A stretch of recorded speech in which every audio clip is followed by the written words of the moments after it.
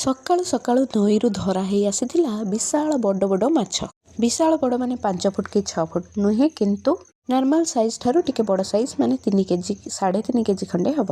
ୟାଠୁ ଆଉ ଗୋଟେ ବଡ଼ 5 କେଜି ମାଛ ଆଉ ଜଣେ ନେଇଯାଇଥିଲେ। ଆଉ ଏଇ ମାଛକୁ ଜେଜେ କାଟୁଥିଲେ, ସେଥିରୁ ଆମର କେଜି ଆସିଥିଲା। ମୁଁ ତାକୁ ଲୁଣ ହଳଦୀ ଗୋଳେଇ ଧୋଇ ଧାଇ ପରିଷ୍କାର କରି ଫ୍ରିଜ୍ରେ ରଖିଦେଇଥିଲି।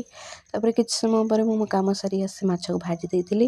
ଆଉ ମାଛ ଭାଜିକି ମୁଁ ଆସିକି ଭାତ ବସାଇବା ପାଇଁ ଆସିଥିଲି, କାହିଁକିନା ଭାତ ଯେହେତୁ ଚୁଲିରେ ରନ୍ଧା ହେବ।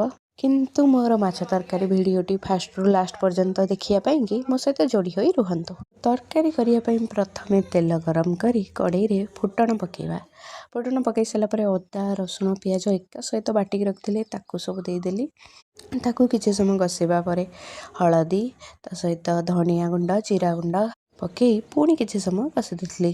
ତାପରେ ଆମର ପକାଇ ଦେଇଥିଲି 2 ଟଙ୍କିଆ ଗରମ ମସଲା ନୁହେଁ, କିନ୍ତୁ ଗରମ ମସଲା ସରିଯାଇଥିଲା। ଦେଖନ୍ତୁ 5 ଟଙ୍କିଆ ଗରମ ମସଲା ସରିଯାଇଥିଲା, ତ ପୁଣି ଆଉ ଗୋଟେ ପ୍ୟାକେଟ୍ ଆଣି ପକାଇଥିଲି। ତାପରେ ଲୁଣ ଲଙ୍କାଗୁଣ୍ଡ ପକାଇ ମସଲା ଭଲସେ କଷି ଦେଇ ପୁଣି ଆଣିକି ଟମାଟୋ ଗ୍ରାଇଣ୍ଡିଙ୍ଗ କରି ପକାଇ ଦେଇଥିଲି।